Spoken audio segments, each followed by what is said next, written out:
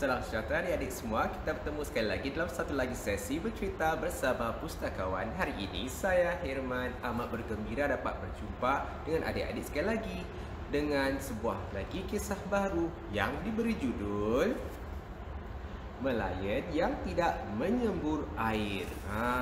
Adik-adik pernah melihat melayan tak? Kalau pernah, pasti adik-adik tahu di mana lokasinya.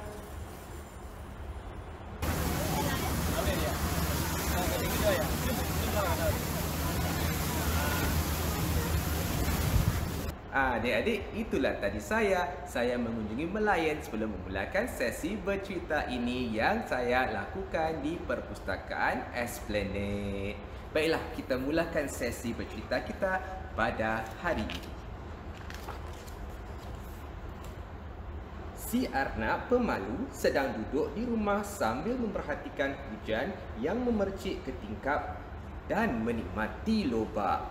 Makanan kegemarannya ialah lobak. Cuaca begitu buruk, baik saya di rumah sahaja.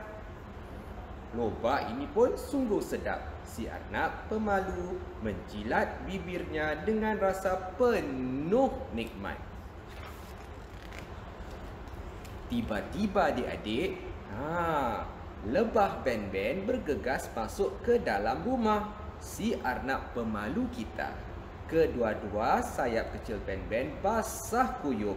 Ben-Ben pun mengibas air daripada badannya. Air memercik ke seluruh tubuh si Arnab pemalu. Sambil menyapu air di mukanya, si Arnab pemalu bertanya, "Ben-Ben, apa yang telah terjadi? Mengapa begitu kelam kabut sekali?" Ben-Ben memandang si Arnab pemalu dengan kecewa dan menjawab, "Bukankah kita sudah merancang akan ke pantai untuk melawat melayan hari ini? Tetapi lihatlah cuaca, hujan begitu lebat. Bagaimana kita akan ke sana ya?" Kasihan. Tetapi adik-adik, tidak lama kemudian Ben-Ben pun berasa bergembira kerana hujan telah berhenti. Matahari keluar dan udara juga sangat segar. Ben-Ben dan si Arnab pemalu pun bersiap sedia untuk pergi ke pantai. "Oh ya melayan, kami datang sekarang tahu," Ben-Ben berteriak dengan kuat. Si Arnab pemalu juga mengikuri Ben-Ben sambil melompat-lompat. Dalam perjalanan adik-adik, si Arnab pemalu memetik bunga daisy lalu diletakkannya bunga tersebut di telinganya. Begitu ya. Kemudian ya adik-adik, apa yang berlaku? Tidak lama kemudian kelihatanlah air yang biru yang bersinar dalam cahaya matahari yang sangat cerah. Ben-Ben berkata gembira, "Lihat, lautan terbentang luas dan langit sungguh biru." Tidak jauh dari tempat itu, melayan sedang duduk di tepi pantai. Tetapi melayan kelihatan tidak selesa dan serba salah. Apabila si Arnab pemalu dan Ben-Ben menghampiri melayan, melayan berkata dengan sedih, "Saya tidak tahu apa yang telah terjadi. Saya tidak dapat menyemburkan air lagi. Mungkin ada sesuatu yang tidak kena pada saluran air." Melayan tidak boleh menyelesaikan masalah itu kerana terpaksa menjaga kawasan tepi pantai dan tidak boleh meninggalkan pekerjaannya. "Jangan bimbang, saya dan Ben-Ben akan membantu awak. Percayalah kepada kami," kata si Arnab pemalu sambil menepuk-nepuk ekor melayan. Si Arnab pemalu pun memakai selimut hijau apabila dia ingin melakukan tugasnya dan memanggil Ben-Ben untuk sama-sama membantu melayan. Baik sungguh mereka ya. Si Arnab pemalu dan Ben-Ben pun memeriksa sepanjang saluran air tetapi tiada masalah yang dijumpai. Mereka pun berfikir, apa yang akan berlaku ya? Pada masa itu, si Arnab pemalu dan Ben-Ben terjumpa dua ekor berang-berang yang sedang berjemur. "Apa kabar?" tegur si Arnab pemalu. Berang-berang itu berpaling dan salah seekor berang-berang itu pun menjawab, "Kami adik-beradik dari Minamata. Saya Daijin dan Xiaojin. Kami tinggal di sebuah sungai kecil yang berhampiran di sini."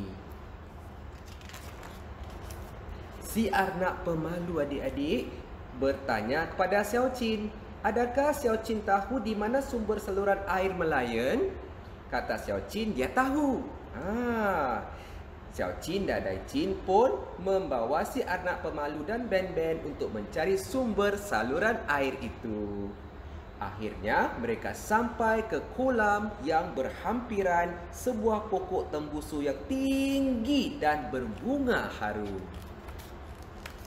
"Sumber saluran air Melayan sepatutnya dekat," kata Xiaojin. Daijin juga berkata, "Ya, apabila kita datang mencari kerang, kita sering lihat saluran masuk air." Daijin dan Xiaojin pun menyelam ke bawah air untuk mencari sumber saluran air itu. Akhirnya sumber masalah itu pun ditemui. Rupa-rupanya adik-adik, saluran masuk air tersekat dan daun dan tumbuh-tumbuhan yang jatuh itulah yang menutup saluran air itu. Kepala Xiaojin muncul daripada air. Xiaojin pun memberitahu si arnak pemalu dan Ben-Ben akan penemuan mereka. Salur masuk air tersekat. Kadang-kadang apabila hujan lebat, air sungai akan membawa pelbagai kotoran. Pernah satu kali rumah kami telah dimusnahkan oleh kayu yang bulat dan besar. Daijin menambah, "Ya, kami pun terpaksa membina semula rumah kami." Apa yang berlaku seterusnya?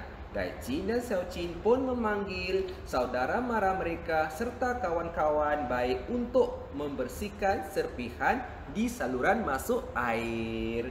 Dengan cara bergotong royong, mereka pun berjaya membersihkan pelbagai kotoran yang menyekat saluran masuk air itu.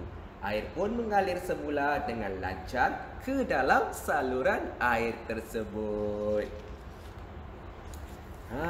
Mereka berasa sangat gembira adik-adik. Kerana apa? Kerana saluran air itu telah dibersihkan. Melayan mengucapkan terima kasih kepada si arnak pemalu, Ben-Ben dan berang-berang. Mereka pun bersama-sama menikmati petang yang indah di tebing pantai.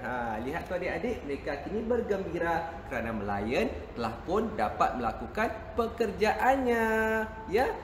Begitulah ya adik-adik, kisah yang ringkas kita pada hari ini tentang Melayan yang tidak dapat menyemburkan air.